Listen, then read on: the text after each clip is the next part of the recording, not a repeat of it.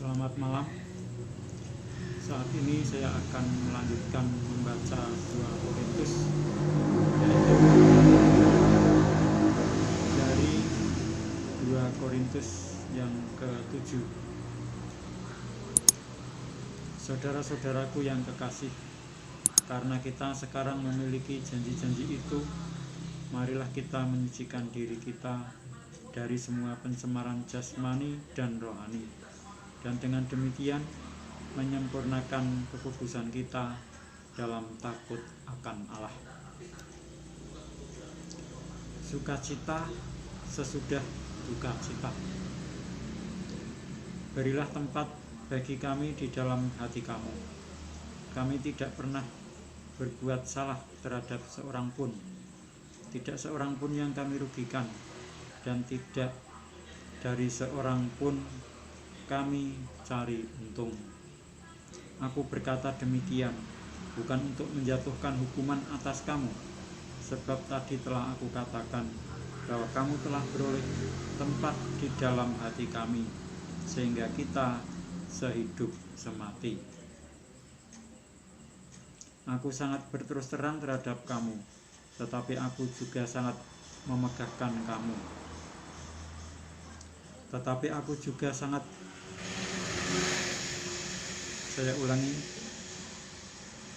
Aku sangat berterus terang terhadap kamu, tetapi aku juga sangat memegahkan kamu. Dalam segala penderitaan kami, aku sangat terhibur, dan sukacitaku melimpah-limpah. Bahkan ketika kami tiba di Makedonia, kami tidak beroleh ketenangan bagi tubuh kami. Di mana-mana kami mengalami kesusahan, dari luar pertengkaran dan dari dalam ketakutan. Tetapi Allah yang menghiburkan orang yang rendah hati telah menghiburkan kami dengan kedatangan Titus. Bukan hanya oleh kedatangannya saja, tetapi juga oleh penghiburan yang dinikmatinya di tengah-tengah kamu, karena ia telah memberitahukan kepada kami tentang kerinduanmu, keluhanmu, kesungguhanmu untuk membela aku, sehingga makin bertambahlah sukacitaku. Jadi, meskipun aku telah menyedihkan hatimu dengan suratku itu, namun aku tidak menyesalkannya. Memang pernah aku menyesalkannya, karena aku lihat bahwa surat itu menyedihkan hatimu, kendatipun untuk seketika saja lamanya. Namun sekarang aku bersuka cita, bukan karena kamu telah berduka cita, melainkan karena duka citamu membuat kamu bertobat. Sebab duka citamu itu adalah menurut kehendak Allah, sehingga kamu sedikit pun tidak dirugikan oleh karena kami. Sebab duka cita menurut kehendak Allah menghasilkan pertobatan yang membawa keselamatan dan yang tidak akan sesalkan. Tetapi duka cita yang dari dunia ini menghasilkan kematian. Sebab perhatikanlah betapa justru duka cita yang menurut kehendak Allah itu mengerjakan pada kamu kesungguhan yang besar, bahkan pembelaan diri, kejengkelan, ketakutan, kerinduan, kegiatan, penghukuman. Di dalam semuanya itu kamu telah membuktikan bahwa kamu tidak bersalah di dalam perkara itu. Sebab itu, jika aku telah menulis surat kepada kamu, maka bukanlah oleh karena orang yang berbuat salah atau oleh karena orang yang menderita perbuatan salah, melainkan supaya kerelaanmu terhadap kami menjadi nyata bagi kamu di hadapan Allah. Sebab itulah kami menjadi terhibur. Dan selain penghiburan yang kami peroleh itu, kami lebih lagi bersukacita oleh karena sukacita Titus, sebab kamu semua menyegarkan hatinya. Aku memegahkan kamu kepadanya, dan kamu tidak mengecewakan aku. Kami senantiasa mengatakan apa yang benar kepada kamu, Demikian juga kemegahan kami di hadapan Titus sudah ternyata benar, dan kasihnya bertambah besar terhadap kamu apabila ia mengingat ketaatan kamu semua, bagaimana kamu menyambut kedatangannya dengan takut dan gentar. Aku bersuka cita sebab aku dapat menaruh kepercayaan kepada kamu dalam segala hal. Saya lanjutkan membaca 2 Korintus yang ke-8. Pelayanan kasih.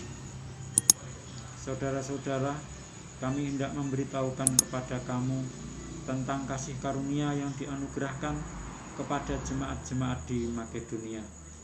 Selagi dicobai dengan berat dalam pelbagai penderitaan, sukacita mereka meluap, dan meskipun mereka sangat miskin, namun mereka kaya dalam kemurahan. Aku bersaksi bahwa mereka telah memberikan menurut kemampuan mereka, bahkan melampaui kemampuan mereka.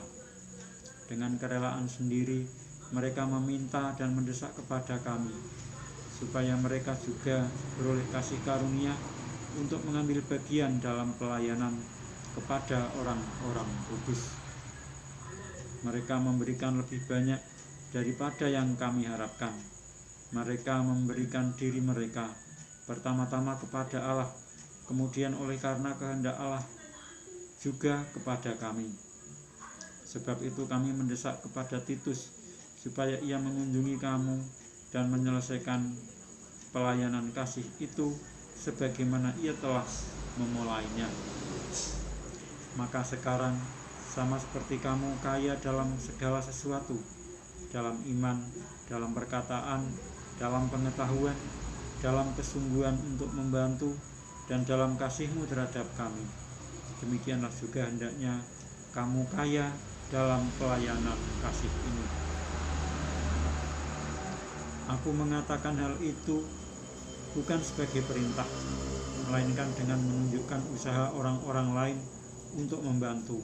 Aku mau menguji keikhlasan kasih kamu, karena kamu telah mengenal kasih karunia Tuhan kita Yesus Kristus, bahwa Ia yang oleh karena kamu menjadi miskin, sekalipun Ia kaya, supaya kamu menjadi kaya oleh karena kemiskinannya. Inilah pendapatku tentang hal itu, yang mungkin berfaedah bagimu.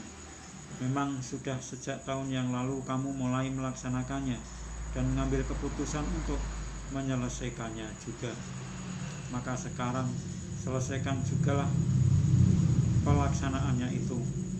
Hendaklah pelaksanaannya sepadan dengan kerelaanmu, dan lakukanlah itu dengan apa yang ada padamu.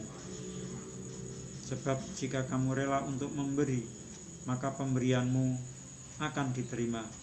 Kalau pemberianmu itu berdasarkan apa yang ada padamu, bukan berdasarkan apa yang tidak ada padamu. Sebab kamu dibebani bukanlah supaya orang-orang lain mendapat keringanan, tetapi supaya ada keseimbangan. Maka hendaklah sekarang ini kelebihan kamu mencukupkan kekurangan mereka, agar kelebihan mereka kemudian mencukupkan kekurangan kamu, supaya ada keseimbangan. Seperti ada tertulis, orang yang mengumpulkan banyak tidak kelebihan, dan orang yang mengumpulkan sedikit tidak kekurangan. Titus diutus. Syukur kepada Allah yang oleh karena kamu mengaruniakan kesungguhan yang demikian juga dalam hati Titus untuk membantu kamu.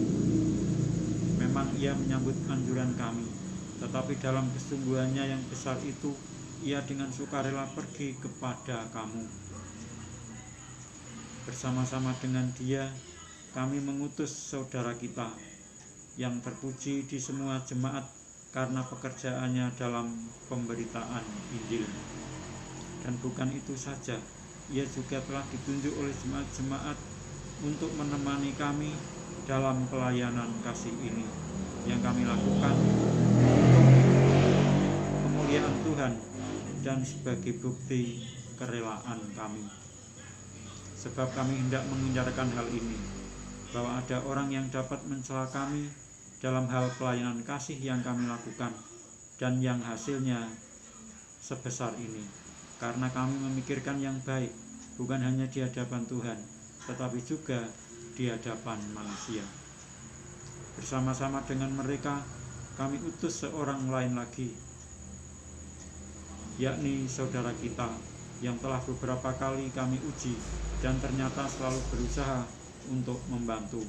Dan sekarang ia makin berusaha karena besarnya kepercayaannya kepada kamu. Titus adalah temanku yang bekerja bersama-sama dengan aku untuk kamu. Saudara-saudara kami yang lain itu adalah utusan jemaat-jemaat dan suatu kemuliaan bagi Kristus. Karena itu, tunjukkanlah kepada mereka di hadapan jemaat-jemaat bukti kasih-Mu dan bukti kemegahan-Ku atas kamu. Saya lanjutkan membaca 2 Korintus yang ke-9. Pengumpulan uang untuk Yerusalem. Tentang pelayanan kepada orang-orang kudus, tidak perlu lagi aku menuliskannya kepada kamu. Aku telah tahu kerelaan hatimu, tentang mana aku megahkan kamu kepada orang-orang Makedonia. Kataku, Akhaya sudah siap sedia sejak tahun yang lampau, dan kegiatanmu telah menjadi perangsang bagi banyak orang. Aku mengutus saudara-saudara itu, agar kemegahan kami dalam hal ini atas kamu jangan ternyata menjadi sia-sia, tetapi supaya kamu benar-benar siap sedia seperti yang telah kukatakan, supaya apabila orang-orang Makedonia datang bersama-sama dengan aku, jangan mereka mendapati kamu belum siap sedia, sehingga kami untuk tidak mengatakan kamu merasa malu atas keyakinan kami itu. Sebab itu aku merasa perlu mendorong saudara-saudara itu untuk berangkat mendahului aku, supaya mereka lebih dahulu mengurus pemberian yang telah kamu janjikan sebelumnya, agar nanti tersedia sebagai bukti kemurahan hati kamu dan bukan sebagai pemberian yang dipaksakan. Memberi dengan sukacita membawa berkat. Camkanlah ini, orang yang menabur sedikit akan menuai sedikit juga, dan orang yang menabur banyak akan menuai banyak juga. Hendaklah masing-masing memberikan menurut kerelaan hatinya, jangan dengan sedih hati atau karena paksaan, sebab Allah mengasihi orang yang memberi dengan sukacita. Dan Allah sanggup melimpahkan segala kasih karunia kepada kamu, supaya kamu senantiasa berkecukupan di dalam segala sesuatu, dan malah berkelebihan di dalam pelbagai kebajikan. Seperti ada tertulis, ia membagi-bagikan, ia memberikan kepada orang miskin, kebenarannya tetap untuk selamanya.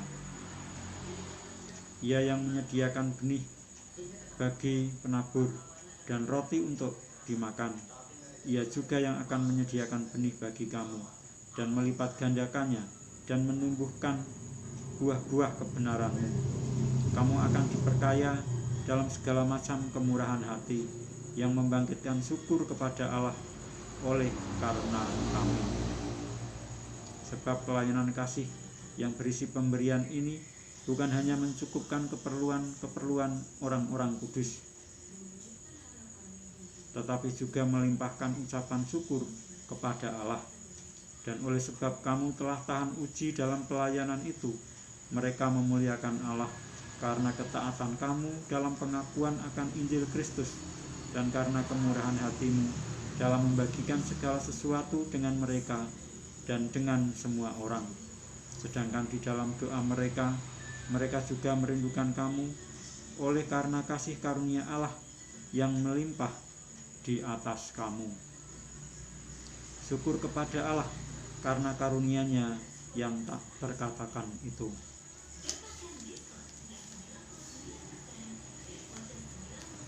Saya lanjutkan membaca 2 Korintus yang ke-10. sikap Paulus. Aku, Paulus, seorang yang tidak berani bila berhadapan muka dengan kamu, tetapi berani terhadap kamu bila berjauhan.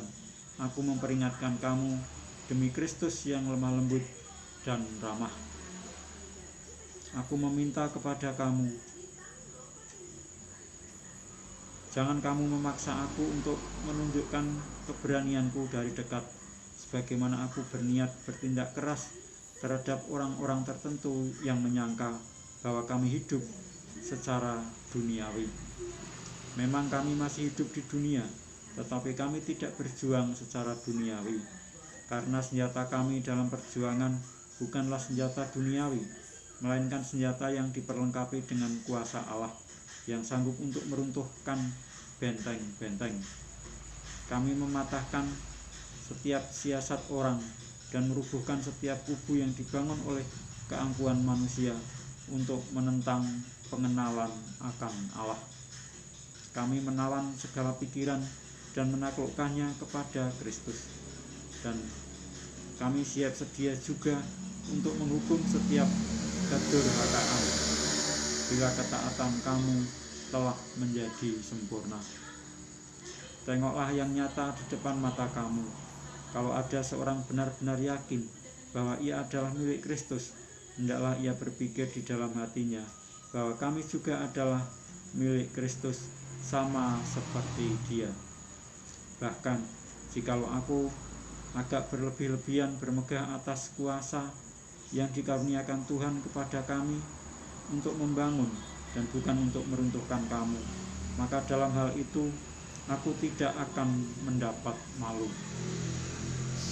Tetapi aku tidak mau kelihatan seolah-olah aku menakut-nakuti kamu dengan surat-suratku. Sebab kata orang, surat-suratnya memang tegas dan keras, tetapi bila berhadapan muka sikapnya lemah dan perkataan-perkataannya tidak berarti. Tetapi hendaklah orang-orang yang berkata demikian menginsafi bahwa tindakan kami bila berhadapan muka sama seperti perkataan kami dalam surat-surat kami bila tidak berhadapan muka. Demikianlah saya telah membaca 2 Korintus sampai dengan 2 Korintus yang ke-10 ayatnya sampai dengan ayat yang ke-11, dan saya akan melanjutkan membaca 2 Korintus 10 mulai ayat 12 pada kesempatan berikutnya. Sekian, terima kasih.